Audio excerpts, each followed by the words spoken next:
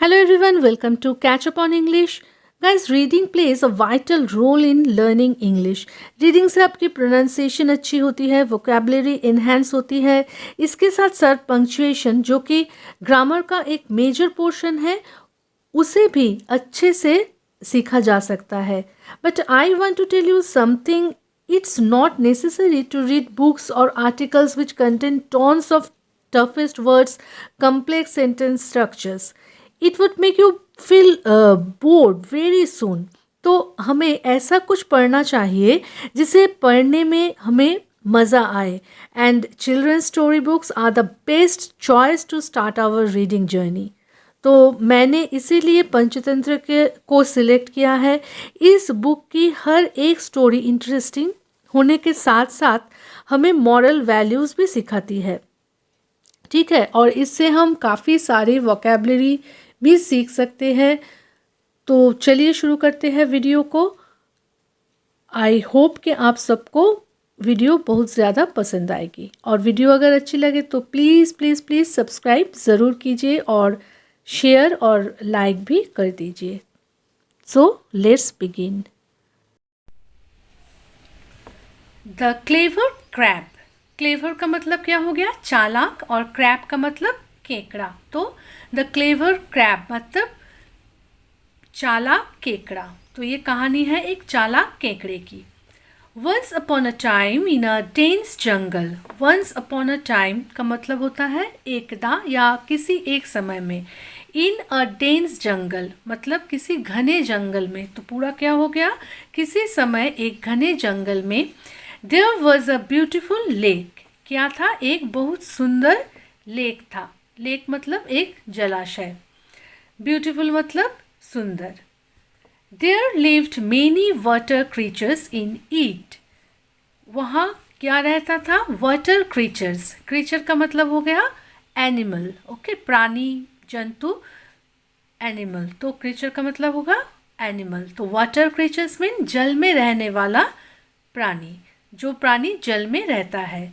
तो there lived many water and creatures in it. तो इस लेक में बहुत सारे वाटर क्रीचर यानी जलीय जंतु रहते थे. There were fish, crabs, crocodiles and other animals. वहाँ और क्या क्या थे? मछली, केकड़ा, क्रोकोडाइल्स मीन हो गया मगरमच्छ, और भी कई सारे जंतु. ठीक है, एक बात फॉलो कीजिए. क्रैब्स एस है, क्रोकोडाइल्स में एस है, अदर एनिमल्स एस है, लेकिन फिश में एस नहीं है. प्लूरल में फिश फिश ही रहती है, उसका कोई चेंजेस नहीं होता है. Near the lake lived a shrewd heron. Lake के सामने एक श्रूड हेरॉन. श्रूड का मतलब क्या होता है? श्रूड का मतलब होता है चालाक. देखिए, क्लेवर भी चालाक है, श्रूड भी चालाक है, दोनों सिनोनिम है. Shrewd heron. हेरॉन का मतलब होता है सारस. Who liked to eat fish. जिसे फिश यानी मछली खाना पसंद था. And crabs from the lake water. And crabs मतलब केकड़े खाना भी पसंद था. फ्रॉम द लेक वाटर, उस जलाशय के जल से. तो पूरा सेंटेंस क्या हो गया? Near the lake lived a shrewd heron who like to eat fish and crabs from the lake water. उस लेक के सामने ही एक चालाक सारस रहता था जिसे उस लेक से मछली और केकड़ा खाना बहुत पसंद था. But now he had grown old. लेकिन वो अब काफ़ी बूढ़ा हो चुका था. ग्रोन ओल्ड मतलब बूढ़ा हो चुका था. हैड ग्रोन ओल्ड मतलब ये किस टेंस में है? ये पास्ट परफेक्ट टेंस में है. Okay. And had no strength left to hunt. और उसके पास शिकार करने के लिए कोई शक्ति नहीं बची थी. मतलब वो बूढ़ा हो गया था तो उसके पास शिकार करने के लिए शक्ति नहीं बची थी. One day he thought of a plan by which he could easily prey on fish and crabs. तो एक दिन उसके दिमाग में एक प्लान आया. उसने एक परिकल्पना बनाई. प्लान का हिंदी मतलब होता है परिकल्पना. तो उसने एक परिकल्पना बनाई जिससे कि वह बहुत आसानी से, इजीली मतलब आसानी से, प्रे ऑन. प्रे ऑन का मतलब भी हंट ही होता है. तो हंट और प्रे ऑन सिनोनिम है. हंट, प्रे ऑन मतलब शिकार करना. तो इजीली उसने मतलब कि उसने एक प्लान बनाई, परिकल्पना बनाई कि वो बहुत आसानी से मछली और केकड़ों का शिकार कर सके। He went to the lake and started shedding crocodile tears.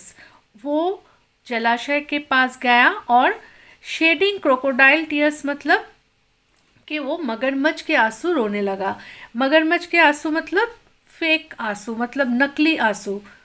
Some fish that were swimming there came up to him and asked. कुछ जो मछलियाँ थी वो सामने ही तैर रही थी, वो उसके पास आए और उसे पूछने लगे, हेरॉन अंकल व्हाट हैपेंड? सारस चाचा क्या हुआ? Why are you crying? आप क्यों रो रहे हैं? What made you so upset? किसने आपको इतना निराश कर दिया? The heron felt very happy to see so many fish but didn't show it. तो हेरॉन को क्या हुआ, सारस को क्या हुआ, वो इतनी सारी मछलियों को देख के वो बहुत खुश हो गया, लेकिन उसने ये खुशी जाहिर नहीं की, व्यक्त नहीं की। ठीक है। He said in a gloomy voice. उसने एक उदास से स्वर में बोला। ग्लूमी का क्या मतलब होता है? ग्लूमी का मतलब होता है उदास, वॉइस मतलब स्वर। तो उसने एक उदास स्वर में बोला, I am very upset today. मैं आज बहुत निराश हूँ। In future I will never be able to see you people in this lake. आज मैं बहुत उदास हूँ क्योंकि भविष्य में, फ्यूचर मीन्स भविष्य में, मैं आप लोगों को इस जलाशय में नहीं देख पाऊंगा। Why? What happened? Asked a fish. तभी एक मछली ने पूछा कि क्यों, क्या हुआ? व्हाट मेक्स यू से सो? व्हाट मेक्स यू से सो मतलब कि ऐसे क्या हुआ कि आपको ऐसे बोलना पड़ रहा है। In the morning I met an astrologer. सुबह को मैं एक ज्योतिषी से मिला। He said that this lake would soon dry up.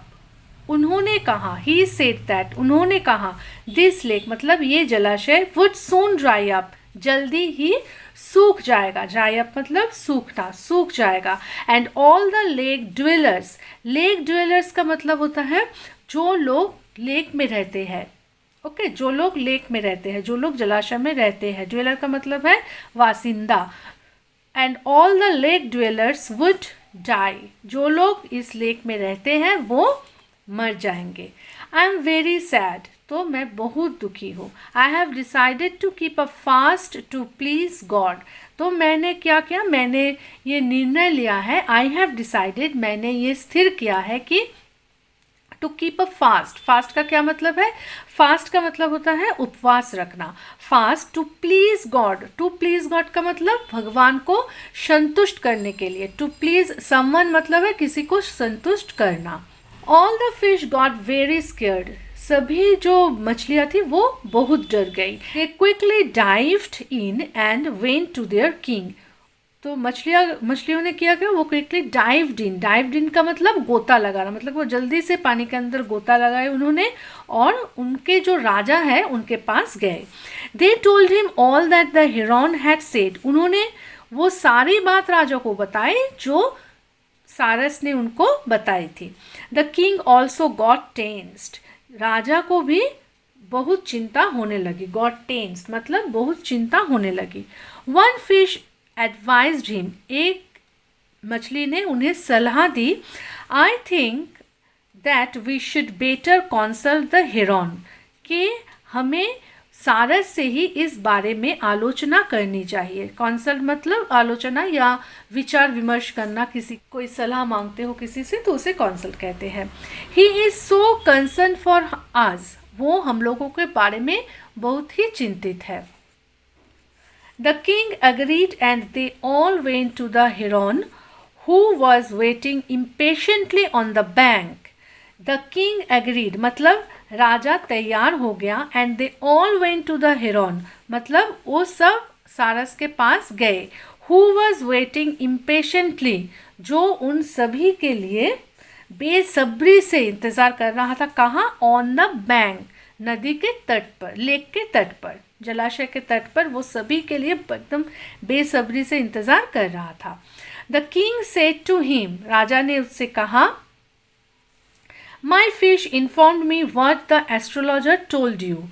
कि मेरे जो मछलियाँ हैं इन्होंने मुझे इन्फॉर्म किया, इन्होंने मुझे बताया जो कि ज्योतिषी ने आपको बताया। Can you suggest some way, क्या आप कोई रास्ता ढूंढ सकते हैं, so that we can save ourselves, तो हम लोग अपने आप को बचा सकते हैं। Otherwise we will all die without water, नहीं तो हम सब पानी के बगैर मर जाएंगे। The heron felt very happy in his heart seeing his plan succeeding, तो हेरॉन क्या हुआ, मन ही मन बहुत खुश हो रहा था कि उसका जो प्लान है वो सक्सेस हो रहा था। He said, yes, I can help you. हाँ, मैं तुम लोगों को हेल्प कर सकता हूँ। There is a huge deep blue lake at the edge of this jungle.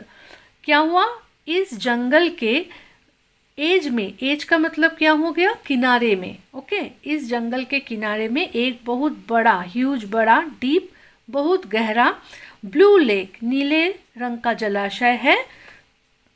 I can take all of you there one by one. मैं क्या कर सकता हूँ कि आप सभी को एक एक करके वहाँ ले जा सकता हूँ। But for that you need to trust me. लेकिन इसके लिए आप सभी को मुझ पे विश्वास करना होगा। ट्रस्ट का मतलब होता है विश्वास करना। It will also take a lot of time. मतलब ये क्या हो सकता है कि इसमें बहुत टाइम भी लग सकता है। A lot of time मतलब बहुत समय लगना। Now tell me what do you want, तो अभी बोलिए आप लोग क्या चाहते हैं। I am already on a fast to please God, मैं वैसे भी भगवान को खुशी करने के लिए उपवास कर रहा हूँ, ठीक है। ऑन अ फास्ट मतलब मैं भी उपवास में हूँ, मतलब मैं उपवास कर रहा हूँ। The king said to the heron, तो राजा ने अभी सारस से क्या बोला, uncle we all fully trust you, कि चाचा हम सब आप पे विश्वास करते हैं। Please take us to that lake, कृपया हमें उस जलाशय तक लेके जाइए। We will be very obliged to you, हम सभी आपके बहुत आभारी रहेंगे। ऑब्लाइज्ड मतलब आभारी रहना। You are so concern for us, आप हम सभी के लिए बहुत चिंता करते हैं।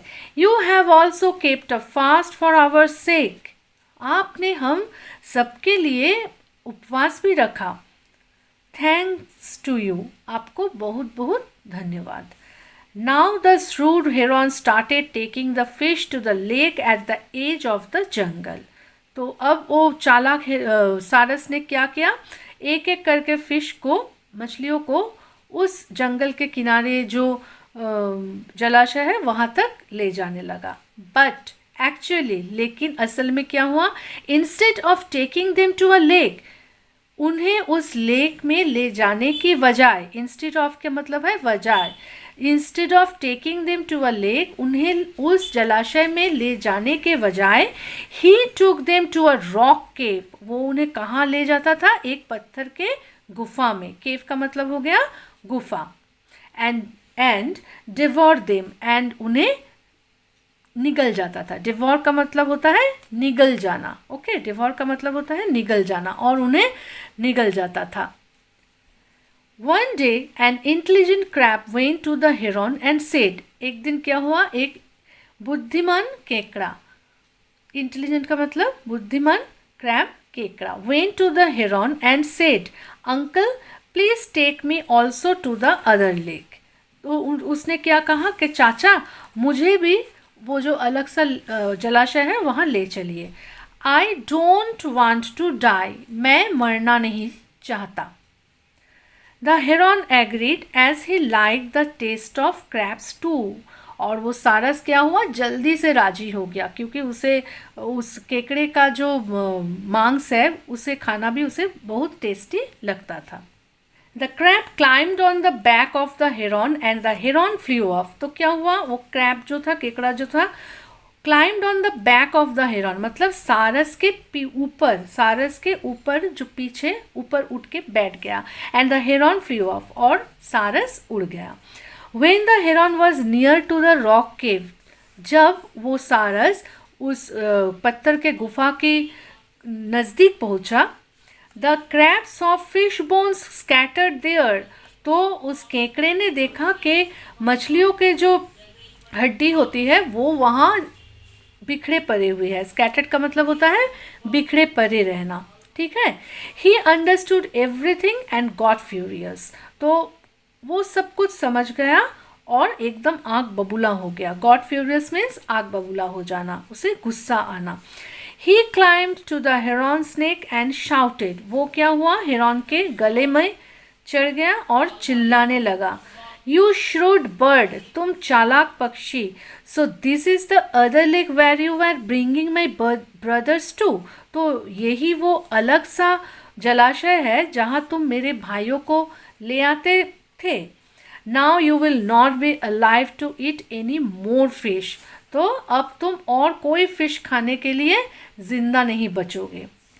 सेइंग सो, ये बोल के the crab grabbed the heron snake, crab ने क्या किया, हिरन का गला एकदम पकड़ लिया, इन हिज क्लॉज, उसके पंजे से, एंड ब्रोक इट, और उसे तोड़ दिया, उसका जो गर्दन है उसे तोड़ दिया। The heron died then and there and fell to the ground, और हेरॉन क्या हुआ, वही उसकी जान निकल गई, वो मर गया और ज़मीन पे गिर गया।